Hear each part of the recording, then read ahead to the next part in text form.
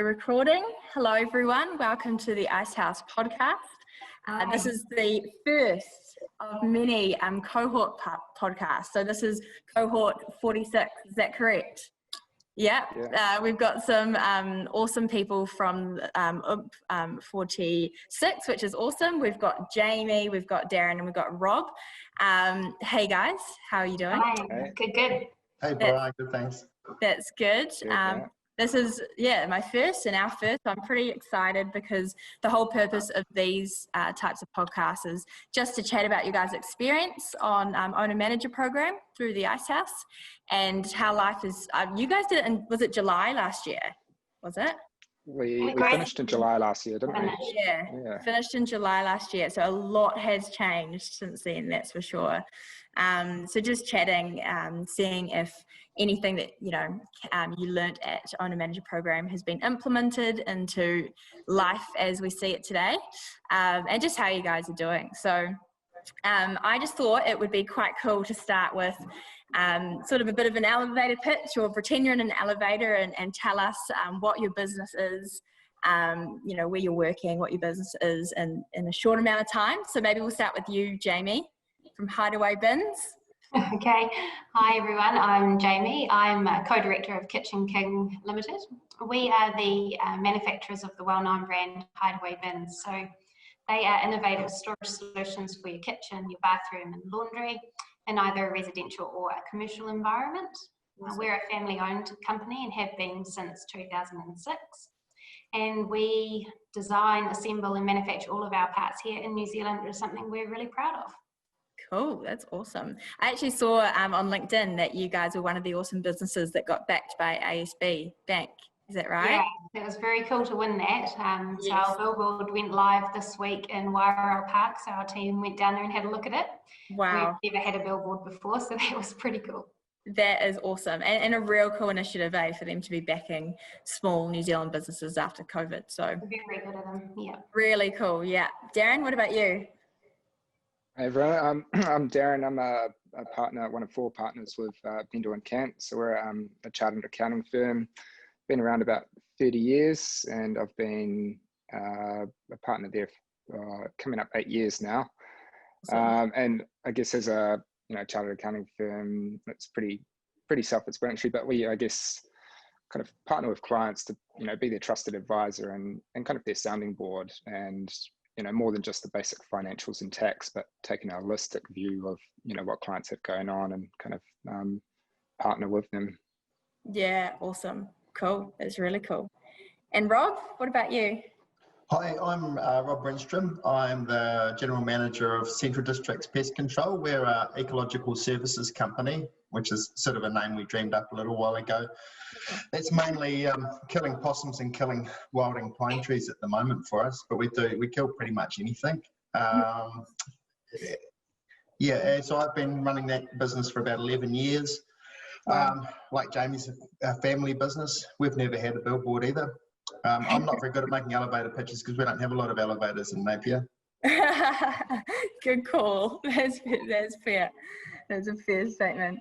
Nice. Thanks, Rob. Thanks, guys, for explaining what you guys do and where you sit in the business as well. Really appreciate it. So maybe back to you, Rob. When did you first hear of the Icehouse, and how long have you been involved? Oh, God. So I did the owner-operator program.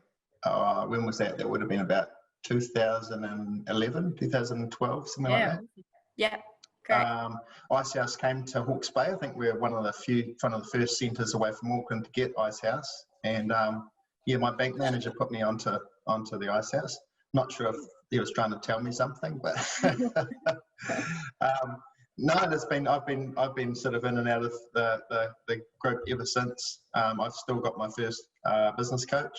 She and I catch up regularly, so yeah. Cool. What's her name? Michaela Vodanovich. Yeah, nice. Great. Yeah. Awesome. Cool that you're doing coaching as well. That's really cool to see. Nice. Yeah. What about you, Darren? I actually got to know through Ice Angels about 6 or 7 years ago. So Ice Angels is the kind of startup investment arm of the Icehouse. Correct. And so I got kind of interested in kind of investing in startup businesses there. So I didn't really know much about the other side, the kind of growth side, about the Icehouse until Chartered Accountants Australia New Zealand started a partnership a couple of years ago, and got to know the other side and got interested in the owner manager program through that. Awesome. Cool. That's cool. And you, Jamie? Well, for me, I've known about Icehouse for several years, but our business wasn't really in a financial position for me to be involved with the training side. So it wasn't actually until I received a scholarship from our patent attorneys, James and Wells, and as well as a scholarship from the Icehouse, that I was in a position to be able to hop on the owner manager program. So I did that in February. And even since graduating, I suppose I've been quite heavily involved, as we've got a large project boiling away in the background, and I've been using the Icehouse and Greater Network to help me to do that. Awesome. Awesome. That's really cool. And I don't know if your guys' cohort would know about it yet, but we are building out, actually, no, maybe you have been onboarded, but we're building out Central, a platform which we're connecting alumni together just to help people be able to do business together. So it's called Icehouse Central, and it's a place where, you know, post you guys have finished owner manager program, you can connect, and maybe one day you're needing support by someone else and you can remember someone had a skill in a certain area, you can reach out to them directly through the channels, which is really cool. So that has been onboarded at the moment, so more of that, which is good. Okay, so you guys completed owner manager in July last year. Let's go around the room as such and sort of sum up the experience in one sentence. Oh, adding Jamie. Okay. Which way around the room? Yeah, sorry, Jamie's cut out, but she's back. Here's Jamie. I'm back. Did you guys get lost? We'll start with Darren. True, everyone's room's a little bit different. Summing up, I think it's a great opportunity to kind of take a step back from the day-to-day and kind of look at your business from different angles with a fantastic group of people and facilitators. Awesome. Cool. What about you, Rob? It's an opportunity to talk business night and day with a bunch of people who also want to talk business night and day. Cool. It's also like it was a fairly unique experience, letting a bunch of people who have got similar sort of ideas around business, letting them into right inside to your financials and everything about your business. They get to see everything about it. Never done that before, and that was an awesome experience. Cool. That would have been quite a vulnerable experience. I'm guessing, you know, just going. Absolutely. I didn't like the idea of it at all to start with. Yeah, fair call. I don't think many people would have. Gosh. Did you find that the team you got quite close with everyone quite quickly, or because of having to be vulnerable and sort of step out of your comfort zone? Absolutely. That happened before that. I think that just happened pretty much first night when we realised we could just talk about business as much as we liked. Yeah, cool. Yeah, it was cool. I went to my first, owner manager program 50 last week, and went to their first ever session. So they walk in strangers. I'm sure you guys are familiar with what that's like. And it was just so interesting to see by the end of one session, people helping each other out and, you know, chatting and feeling like they've known each other for years, which is really cool from my perspective to see. But Jamie, how would you sum up your experience in a couple sentences at owner manager program? Well, I'd share Rob's view. It was an interesting experience opening yourself up and all of your weaknesses and strengths to complete strangers, but it throws you out of your comfort zone. But overall for me, I found Icehouse really empowering. Oh. It kind of taught me to trust myself and know that I do have the skill set to be able to push this business forward, and to have the confidence to go after probably the big goal that we have in mind. And before Icehouse, I probably didn't have that, but also empowering to know that I can be a businesswoman and a mum all at the same time without having that guilty feeling of being both of those things. So for me, Icehouse was great. Awesome. That's cool. And cool that, the Icehouse covers, you know, you guys in the business, your business, and yourselves as well. So actually how to look after yourselves so it benefits all three. Yeah, that's a really big thing. Yeah, that was big. Awesome. That's really cool. Cool. Darren, bit of a different one for you, but being a chartered accountant, how did you find that was different, or how did that come across with you being on the program? Did it, support your relationship with owner managers? How did you find that situation? Yeah, it was a bit interesting, I guess. Yeah, going into it, kind of, I spend my day, every day, kind of advising businesses, and I think as CAs, as chartered accountants, kind of sometimes forget that we've also got a business that we're running as well. Yeah, and so it was really good actually going to the program, talking to everyone, and ultimately we're just another business that has the same challenges in relation to growth, staff, customers, suppliers, all of the same things. So that was really good kind of talking through those things and realizing actually it doesn't matter what industry you're in, you all got the same challenges and same things you're working through. So it was really great from that point of view, and gives another perspective for the day-to-day life as a chartered accountant advising businesses, having that other viewpoint. Yeah, great. Yeah, that's cool. Sort of wearing two hats in a way. Yeah, that's right. I think particularly as chartered accountants, we're kind of actively involved. We are part of the business, but also cut that hat of running the business as well. And so really learning to take that time aside to kind of work on that development side as well. Awesome. Really cool. Awesome. That's cool. Did anyone ask you for advice along the way? Little snippets of consulting? I think there was plenty of little bits of questions over meals and drinks, and but that was really good. Cool. Yeah, just natural. We all enjoyed having an accountant in our team when we had to do the financials challenges and stuff, didn't we? Oh, that's right. Yeah, people that could add count. Our team was like totally disadvantaged because we didn't have one. Yeah. Good call. Yeah. Very valuable. Very valuable. Well, luckily we got that placing in that challenge. Otherwise, it would have been a bit embarrassing. Yeah, true. Yeah. No, awesome. Very valuable, the old chartered accountants. That's cool. Awesome. Well, I'm wanting to chat about sort of, obviously there was lots learnt on the 5 blocks at owner manager program, but keen to know if anything stands out for you guys in terms of what you've implemented from the program since doing it. And maybe we could start with you, Jamie, with that one.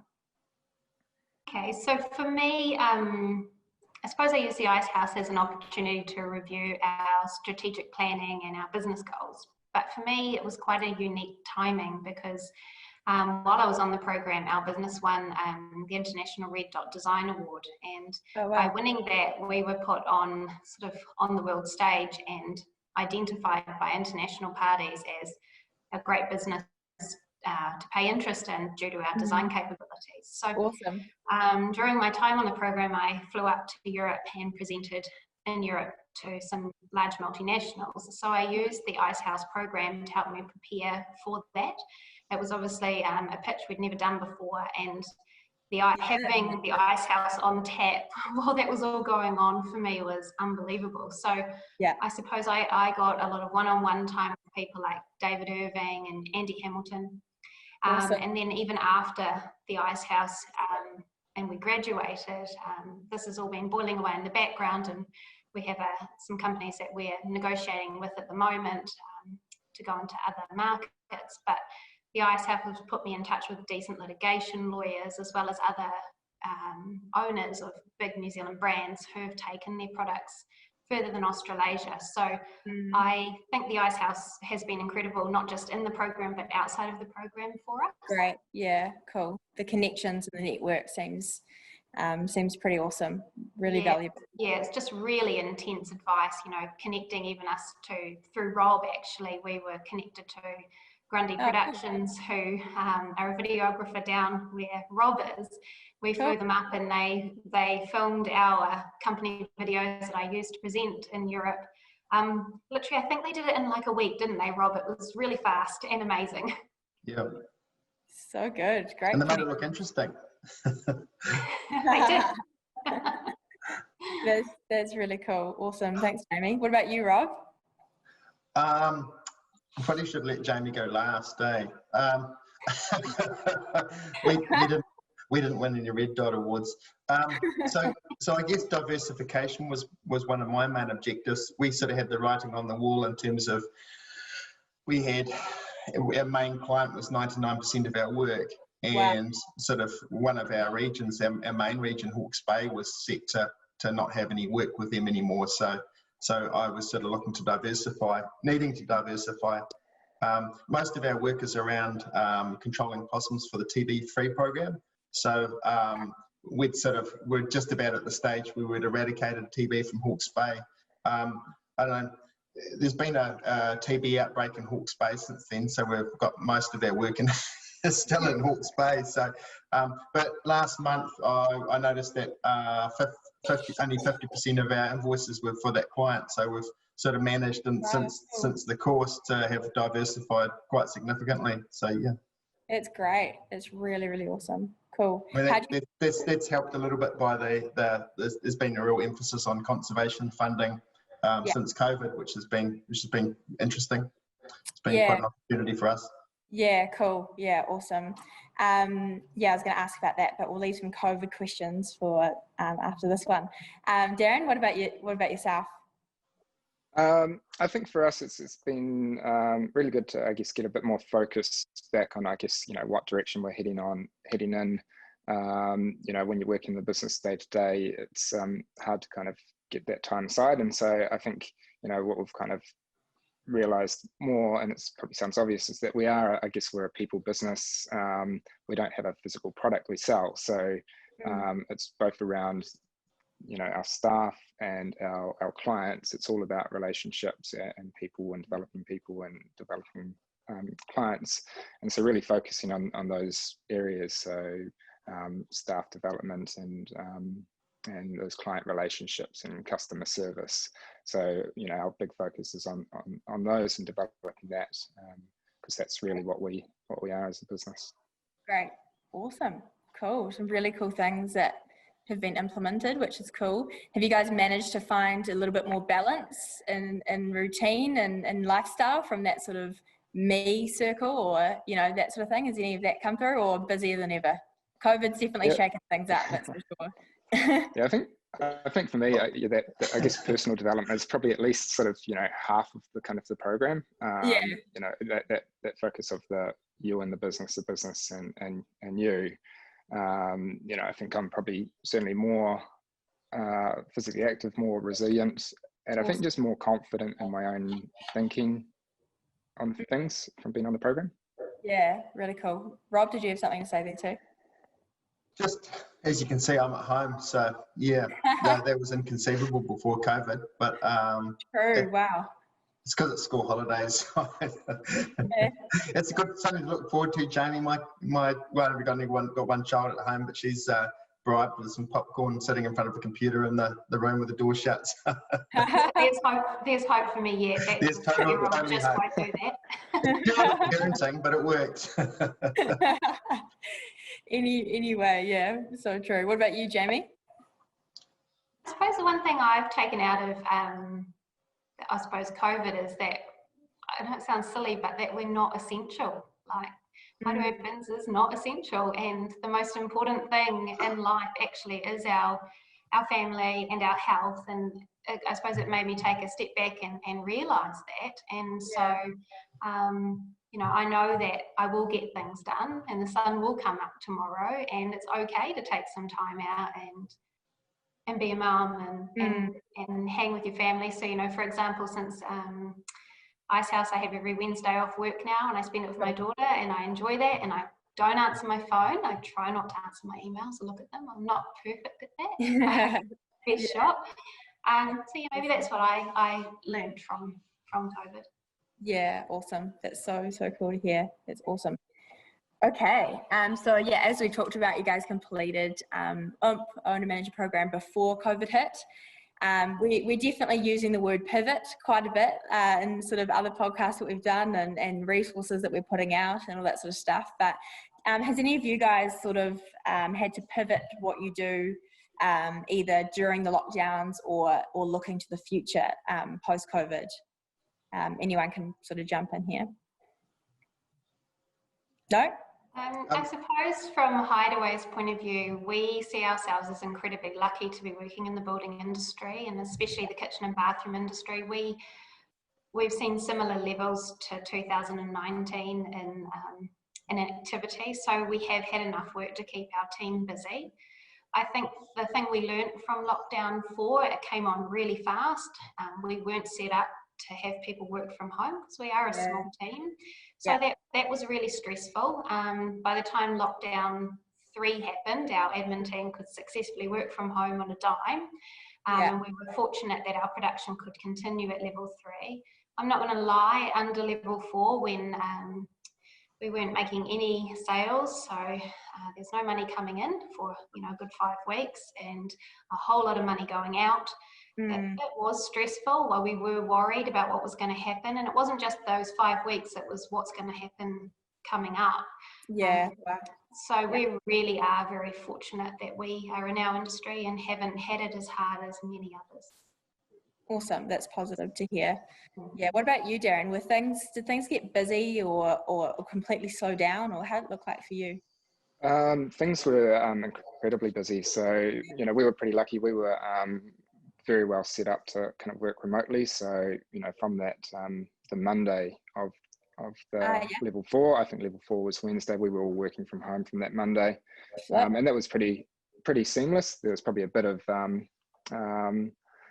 duck pedaling going under the water to keep that going seamless, but from a client's point of view and the staff point of view, that was pretty seamless. But I guess we being advisors to clients, we were kind of chucked in the deep end with all of the policy announcements with wage subsidy loan schemes, became sort of default HR advisors in terms of what leave and stuff. And so the first few weeks we're incredibly busy kind of talking to every single client and talking them through the process and taking on their uncertainty and their concerns, and all of that happening at the sort of the end of tax year as well. So that was over 31st of March, which is kind of our trying to wrap up the year and starting the new year and tax time as well. So it was a pretty hectic time, but really fortunate that I guess with our role in our business that we could carry on and that we could actually offer support and advice to businesses that were struggling and not knowing what to do next. Yeah, totally. Awesome. Rob? Yeah, well, we didn't think that we were going to get shut down because, by the very nature of our job, we work remotely. But our main clients just decided that no, we were all going to shut down. So we did, and that was fine. We had a pretty good solid plan for working through, but like Jamie said, we were unessential. Although I have heard reports from a I won't say which one, but from a sanctuary that because they didn't get their traps checked over lockdown, it wasn't one that we look after. They had huge bird mortality in there, so lots of kiwis died because they didn't get around the traps. So there'd be an argument for saying it was essential services. But anyway, that was the call. So no revenue for 5 weeks. It didn't really impact the amount of work we had. It just meant, we're like Darren's business, we're entirely about the work that we do rather than selling stuff. And so we have a lot of work in progress. So it didn't hit us immediately because, that wage subsidy was fantastic. I couldn't afford to lose any of my staff because I was going to need them after lockdown. But it hit us really bad since then. So we've been sort of, struggling with cash flow through that period afterwards. But we're just starting to come right now, really. Yeah. Okay, cool. And then when you went into, you wouldn't have gone into level 3 being in Nelson, is that correct? You're in Nelson? Hawke's Bay. Hawke's Bay, sorry. Yeah. You wouldn't have gone into level 3 like Auckland did. No. Did you have any effects from sort of that second wave as such or second? No, none at all. No. Oh, okay, cool. So except that put the kibosh on our catch up. Our second deferred catch up. Yeah. A reunion. Yeah. Oh no. Yeah. We got caught out by it was supposed to be in the first lockdown, and then we moved it and it got caught by the second lockdown. Oh no. So still to happen, is that right? Yeah. Still to happen, or next year now, I think. Yeah. Totally, yeah. What about you, Jamie? With the second lockdown, I guess you were maybe more set up to be able to then work from home and all that sort of stuff. Because we're production, we were allowed to produce, which was amazing because without producing we can't sell. So it allowed us to fulfill our Australian orders and New Zealand orders and ensure there was stock for everybody. But the admin team just worked from home, and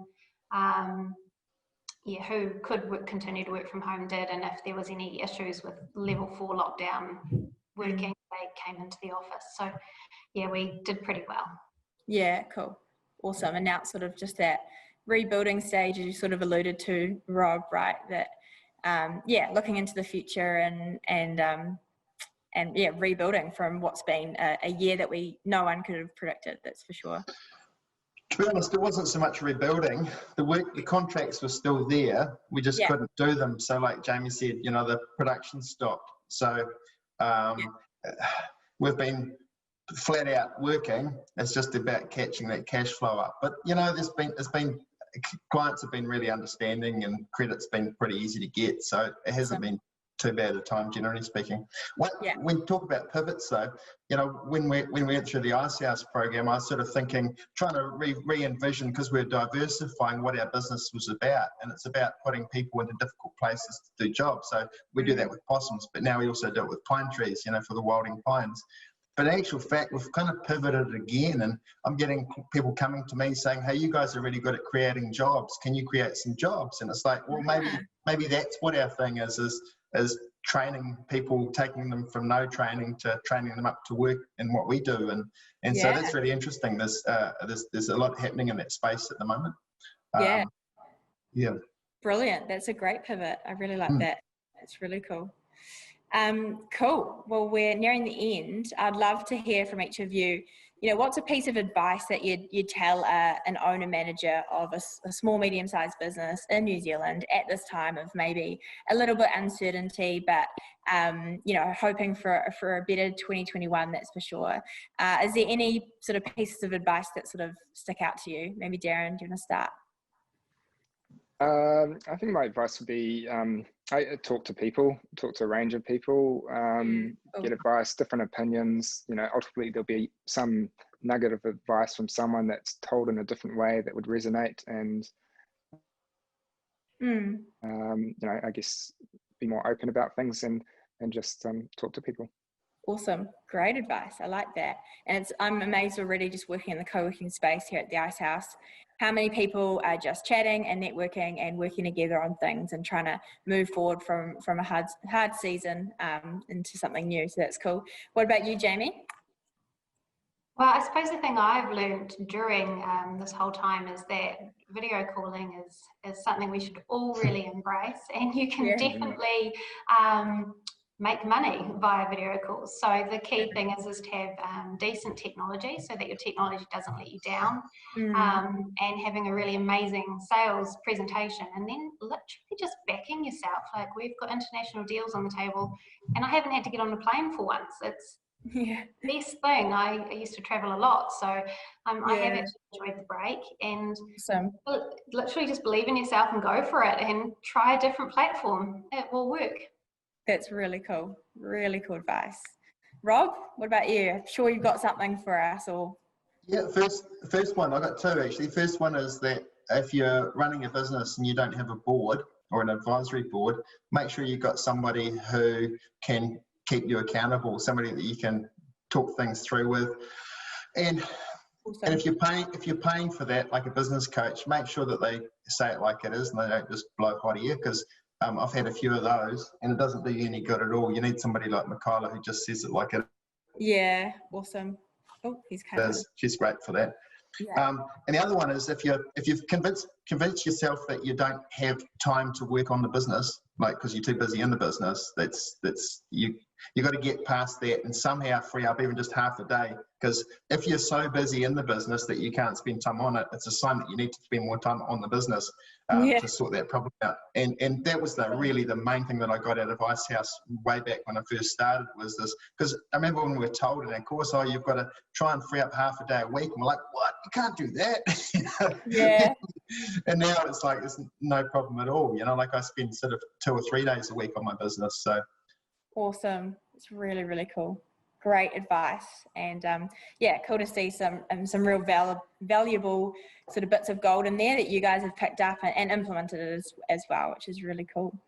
Cool. Well, thanks so much for your time, guys. I know you're all busy people and lots of things to do. So there's a bit of a move going on, Darren? In the middle of a couple moves, is that right? Yeah, in the middle of a move, so we're just finishing renovation at the moment. So I've got Jamie's bins have arrived on site. Brilliant.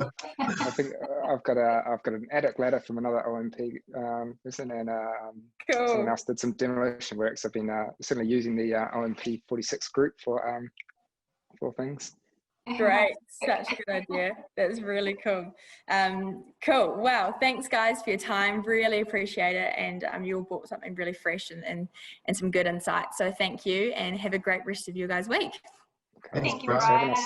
Cool. Nice to see you guys. Thank you. You too. Yeah, See you later, guys. See you Really guys. nice to see you. Thanks for that. That went really well.